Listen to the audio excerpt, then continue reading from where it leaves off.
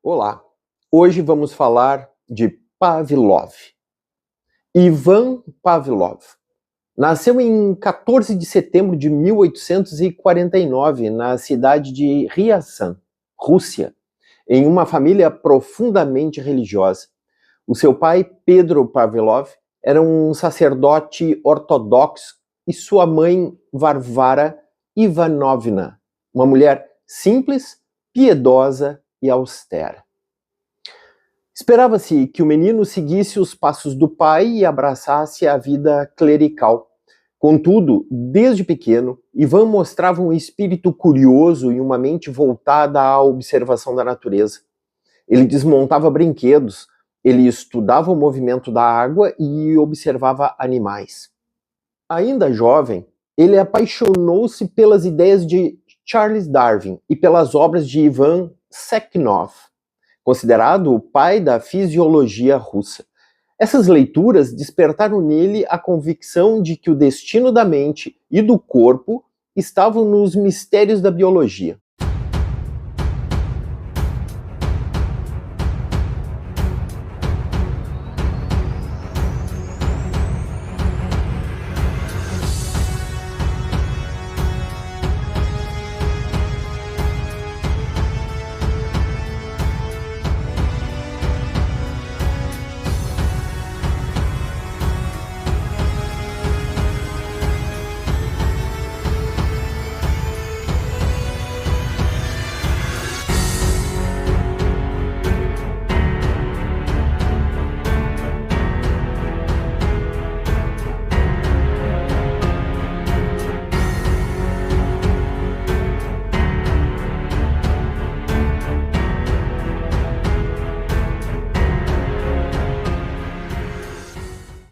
Assim, ele decidiu abandonar os estudos teológicos para ingressar no curso de Ciências Naturais da Universidade de São Petersburgo.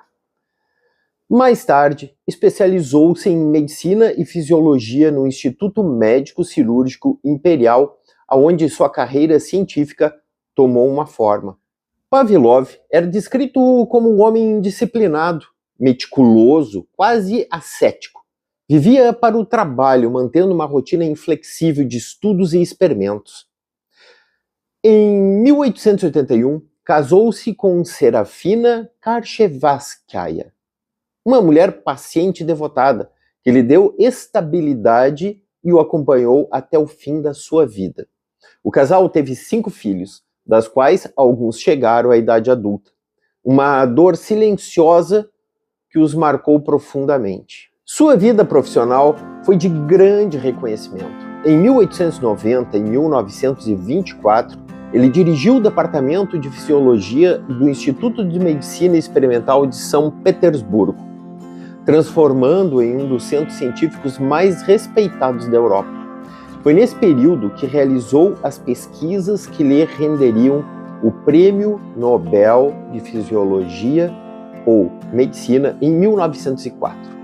Pelas descobertas acerca da fisiologia do sistema digestivo. Mas a fama mundial veio sobretudo com os estudos sobre os reflexos condicionados. Eram experiências com cães que revelaram como estímulos neutros podiam, pela repetição, gerar respostas automáticas. Essa linha de pesquisa não apenas inaugurou uma nova fase da fisiologia, como também lançou os fundamentos de toda uma psicologia experimental. Durante a Revolução Russa e os anos de consolidação do regime soviético, Pavlov foi um caso singular. Mesmo crítico a certos excessos políticos, ele recebeu apoio do governo. Lenin e depois Stalin reconheceram nele um símbolo da ciência russa e exaltaram como patrimônio nacional. Isso lhe garantiu recursos e liberdade relativa para continuar seus trabalhos até a velhice. Pavlov manteve-se ativo até o fim da vida. Ele morreu em 27 de fevereiro de 1936, em Leningrado, atual Petersburgo, aos 86 anos. Conta-se que, já no leito da morte, ele pediu a seus discípulos que observassem atentamente os processos da sua própria agonia, como uma parte de um último experimento científico. Ele foi enterrado no cemitério Literatovsky-Motsky, na mesma cidade. Os nomes não é fácil. Além da sua vida, ela foi marcada por disciplina, dedicação absoluta ao saber e pela convicção de que a ciência poderia revelar as engrenagens da existência.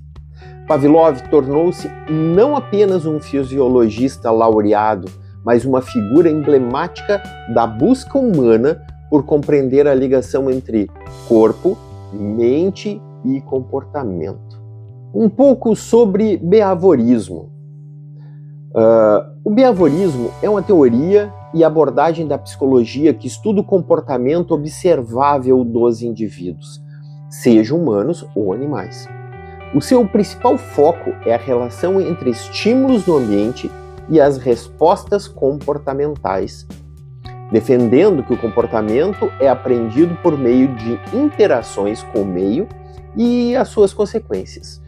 Ele surgiu no início do século XX, com o objetivo de tornar a psicologia uma ciência mais objetiva, mensurável e com procedimentos científicos rigorosos.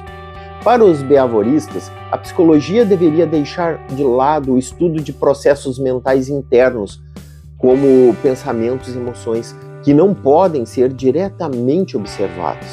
Os principais conceitos do behaviorismo: o comportamento é o objeto de estudo central. É visto como uma interação entre o que o organismo faz e o ambiente onde essa ação ocorre. Estímulo à resposta. O comportamento é uma resposta a um estímulo ambiental. Por exemplo, se uma criança ganha um elogio, um estímulo por arrumar os seus brinquedos, qual é a resposta? Ela tende a repetir a ação. Condicionamento é um processo de aprendizagem que molda o comportamento. Existem dois tipos principais.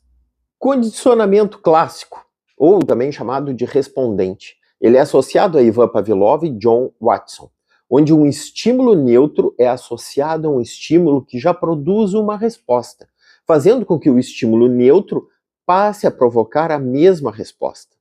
O experimento do cão de Pavlov, que aprende a salivar ao som de uma sineta, é um exemplo famoso. Condicionamento operante é desenvolvido por B. Skinner, foca nas consequências do comportamento. Um comportamento é reforçado, aumenta a probabilidade de ocorrer, ou punido, diminui a probabilidade de ocorrer, com base nas suas consequências. Qualquer consequência que aumenta a probabilidade de um comportamento se repetir, ele pode ser positivo, dar algo agradável, ou negativo, retirar algo desagradável. Uma punição, uma consequência que diminui a probabilidade de um comportamento se repetir. A ligação entre os cientistas russos Pavlov e Bekhterev e o projeto da CIA MKUltra não é direta no sentido deles terem trabalhado juntos, mas sim de herança intelectual. A CIA usou as descobertas soviéticas como o manual de instruções para tentar hackear a mente humana. Um pequeno resumo de Pavlov, de Bekhterev e MK. Ivan Pavlov, o condicionamento clássico. Pavlov é o pai do conceito de que organismos podem ser programados. Qual foi a descoberta dele? Que através dos seus cães, ele provou que você pode associar um estímulo neutro, um sino que seja, a uma resposta biológica, uma salivação. Qual o link com o MK? A CIA percebeu que se os seres humanos são animais biológicos, eles também poderiam ser condicionados. O MK tentou aplicar o sino de Pavlov em humanos, usando sons para criar gatilhos comportamentais automáticos, entre tantas outras ou outros procedimentos. Mas, Vladimir Bekhterev, sugestão e reflexologia. Enquanto Pavlov focava em glândulas e saliva, Bekhterev, o seu rival, focava no cérebro e na psicologia coletiva. A descoberta dele Ele estudou a sugestão hipnótica e como comandos mentais podiam ser inseridos no subconsciente. Ele acreditava que era possível curar ou moldar pessoas através da repetição de comandos. Mas Bekhterev e o MK-Ultra. Bekhterev provou que a mente era vulnerável à influência externa, sem que o sujeito percebesse. Isso é a base da lavagem cerebral. A CIA queria usar as técnicas de sugestão dele para criar agentes adormecidos, o conceito do candidato manchuriano. Mas, onde tudo se conecta, soldados americanos capturados voltaram para casa defendendo o comunismo. A CIA entrou em pânico, não acreditando que os soviéticos haviam aperfeiçoado as técnicas de Pavlov e Bekhterev para, limpar ou reescrever as mentes. Dr. Donald Evan Cameron, um dos principais cientistas do MK. Ele usou os princípios russos da repetição e condicionamento para criar o Psych Driving, onde forçava pacientes a ouvir mensagens gravadas repetidamente por dia. Enfim, outras coisas, também considerada como despadronização.